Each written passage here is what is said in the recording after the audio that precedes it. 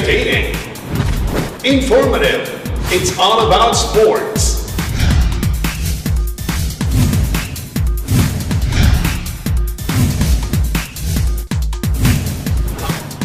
It's game time on Core TV. Great game, sports fanatics. In the next few weeks, special ang mga featured sportsmen natin sa anniversary episode ng Game Time. We got EJ File, the 7-footer basketball player na magbasa hanggang ngayon ay aktibo pa sa paglalaro. We also have some local athletes who made it big in international competitions like chess and taekwondo. And the biggest star of them all, the main man of Barangay Ginebra, Mark the Spark Caguioa. Lahat ng ito as part of our 2-week special episode right here on Game Time. It's game time. It's game time. It's game time. Hi, I'm Reynalyn Taboga and it's game time on Core TV. This week on the anniversary episode of Game Time, get to know the gentle giant in Philippine basketball, ang malahiganteng si EJ File. At sa isang taon nating pagsasama, ating balikan ang ilan sa mga featured game idols natin sa Game Time Backtrack. At hindi mawawala ang Brawl Game. Lahat ng ito at marami pang iba dito lang sa Game Time. Game Idol. Hi, this is EJ File. I'm your game idol. This week's game idol is the tallest Kager ever to play in the Philippine Basketball Association. Filipino ang kanyang nanay, samantalang mula sa Germany ang kanyang ama. Sa Ilocos din pala galing ito si EJ. Dahil sa Santa Barbara, Pangasinan, ipinanganak ito. Nag-aaral pa lang si EJ, talagang mahilig na siyang maglaro. Sa kolehiyo, siya ay miyembro ng Adamson Falcons sa UAAP at naging second pick overall noong 1995 na kinuha ng Ginebra. Rookie pa lang siya, napasama na siya kagad sa All-Star Game. At alam niyo ba na mas matangkad pa siya kaysa sa mga idol niya?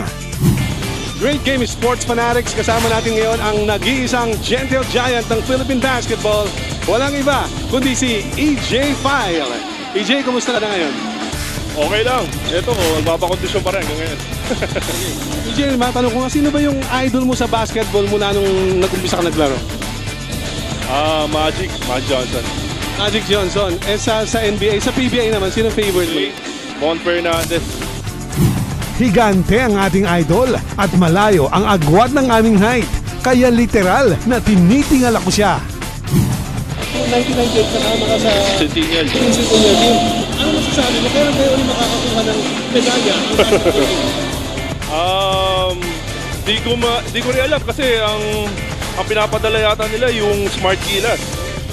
So hindi ko pa alam kung mag-enter sila ng Asian Games kasi until na wala pang gosig nga sa PBA. Dapat usually PBA pinapadala. Okay, pero sa tingin mo mas magagaling ba yung mga amateur katulad yun, mga professional kayo? Nagpunta kayo ng 1998 Asian Games, nanalo kayo. Pero ngayon mga amateur, sa tingin mo mas okay ba yung amateur, mas okay yung mga professional?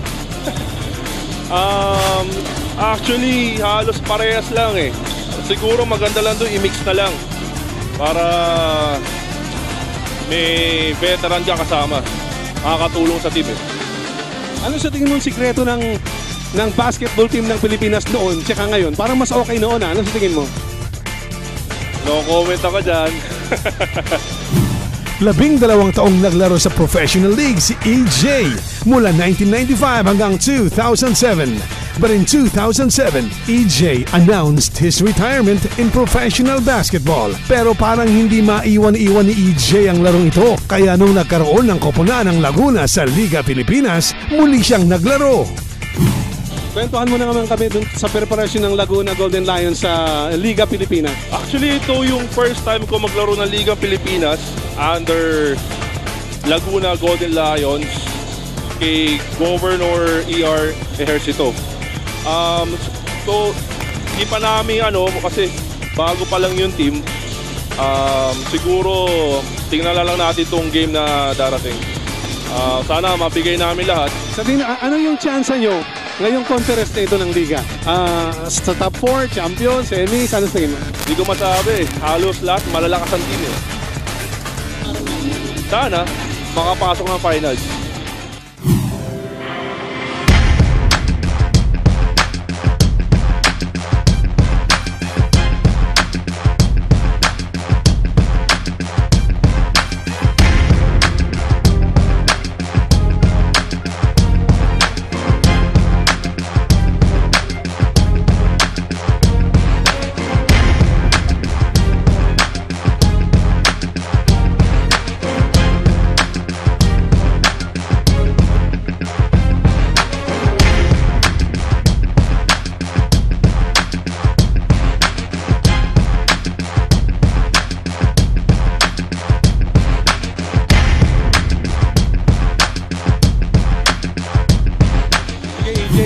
Ito, maraming kabataan na humahanga sa iyo hanggang ngayon.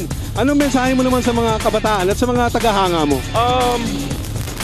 Huwag nating tanggalin ang ating pangarap sa basketball. Tsaka iwasan din natin mga bisyo sa katawan. Una sa lahat, disiplina. Yan ang importante.